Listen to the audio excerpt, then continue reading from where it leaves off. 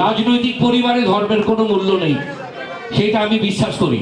নিষ্পাপ যে ছাত্রদের রক্তের উপর আজকে স্বাধীনতা অর্জন করেছি, সেই নামে যদি চাঁদাবাজি শিকার হই আমরা ছেড়ে দেব না। গতকাল আমাদের প্রিয় অধ্যাপক আসিফ নজরুল মহোদয় একটি কথা বললেন যে তার নাম ভাঙিয়ে এইরকম যদি চাঁদাবাজি হয় তাহলে যেন আমরা অ্যাকশনে যাই, সঙ্গে সঙ্গে যেন আমরা প্রতিবাদ করি। তো এটার মানে হচ্ছে যে তারই তো সংস্পর্শের এই ছাত্র সমন্বয়কগণ। তো আমাদেরও কানে আসে, দলীয় ব্যাপারও কানে আসে, সমন্বয়কদের ব্যাপারও কানে আসে। আপনাদেরকে অ্যালার্ট থাকতে হবে। কোনো রকম কোনো চাঁদাবাজি, আমার পরিবার তো এটার থেকে আজীবনই এটার বিপক্ষে কথা বলে আসছে এবং জেলা সভাপতি মহোদয় এটার বিরুদ্ধে কথা বলতে গিয়ে এসপি অফিসে গিয়ে এটাও বললেন যে প্রয়োজনে ইলেকশন করব না, কিন্তু চাঁদাবাজি বন্ধ হতে হবে। নির্দ্বিধায় বলা যায় যে আলাদা নিরাপত্তার কোনো ব্যবস্থা করার প্রয়োজন নেই, আমরাই নিরাপত্তা, আমরাই এই উৎসব পালন করবো সবাই মিলে ইনশাল্লাহ। সেখানে অনেক অনেক ধন্যবাদ জিয়া ভাই।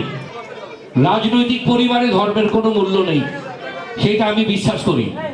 আমরা এখানে সবাই একত্রিত হই এবং সবাই হিন্দু, বৌদ্ধ, খ্রিস্টান সবাই আমরা বাংলাদেশি এবং সবাই আমরা বিএনপি করার অধিকার রাখি।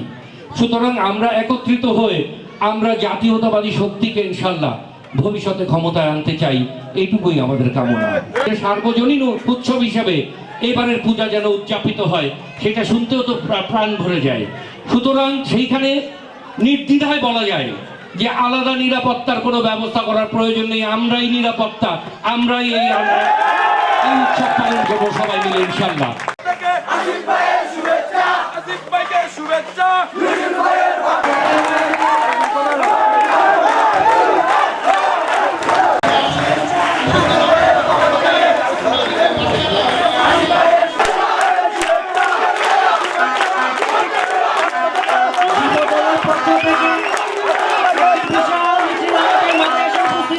এই যে মিলন ভাই বললেন যে আমরা মুগ্ধর রক্ত দেখেছি, আমরা দেখেছি এই যে সাইদ কেমন করে শহীদ হলো।